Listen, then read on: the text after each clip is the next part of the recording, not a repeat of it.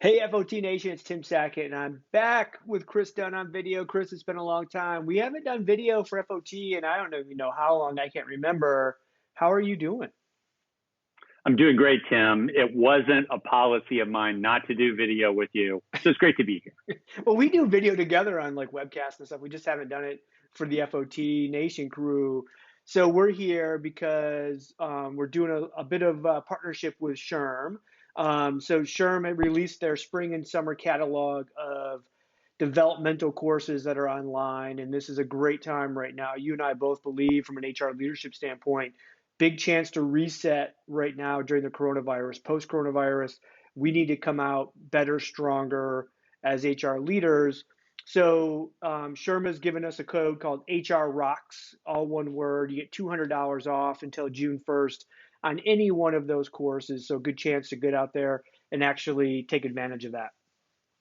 So Yeah, I absolutely. I have a question. So when we think about this reset in HR, you and I talked about this. There's a lot of things that we think HR can get better at. So I'll start with you. We'll go back and forth on our ideas of what those should be. Give me one idea on where you think HR should reset post-COVID. Well, Tim, I think probably the most important thing is just agility, right, across their HR practice. And that's one of the things when you look at the SHRM offerings from a strategic perspective, they can help you think about ways to become more agile. I think when you think about agility in HR, Tim, a couple of things, and I'll throw it to you, is first of all, you think, okay, I'm going to have to be agile with safety in the Hmm. workplace, and I'm going to have to rethink things. That's an obvious one. I would tell you that this reset, there's needs for agility everywhere across the HR practice. I'll give you one more. As you think about your remote workforce, especially on the white collar side, right? On the white collar side that's been home working, I think the one size fits all for items like who gets remote work and what those kind of conditions are and how you set that up. I think you're going to have like literally 100 different arrangements with 100 different people. And that's going to be required. And you have to have that agility, Tim, because a big part of what's going to happen as the economy heats up, your ability to be agile and not treat everybody the same, but treat everybody based on where they are, what they need, what they would like is going to help you do retention in the intermediate to long term. Yeah, I think it's difficult because when you think of HR traditionally, we've kind of been inflexible with some of those things. We're like, oh, wait, if I give it to one, I have to give it to all. And that's not Sure. necessarily what we're saying when it comes to flexibility and work at home arrangements and stuff like that. There's going to be individuals that'll say, hey, I want to come to the office and work in the office. There's going to be people that are going to want to work at home, but maybe from a performance standpoint, they can't work at home. We have to be able to build that out from a performance and flexibility standpoint. Yeah, and My, Tim, real quickly, the what I would tell you is the best HR people were already doing that, but even the best HR people are going to be challenged by that kind of call for agility across everything that they do.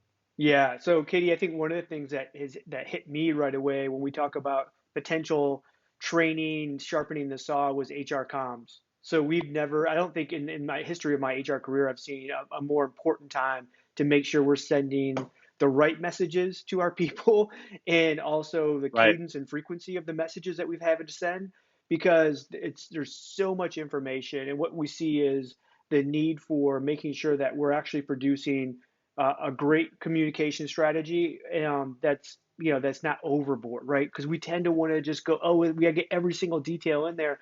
There's that fine line between delivering great comms versus delivering like an 800-page book, right? Yeah. So I think, it's kind of the call for tell everybody what they need to know, Tim. Do it with maximum transparency, maximum empathy. And by the way, do it like before I have to scroll on my screen or well before that. Yeah. And you've got like the ask these days and moving forward for HR comms. It's unbelievable.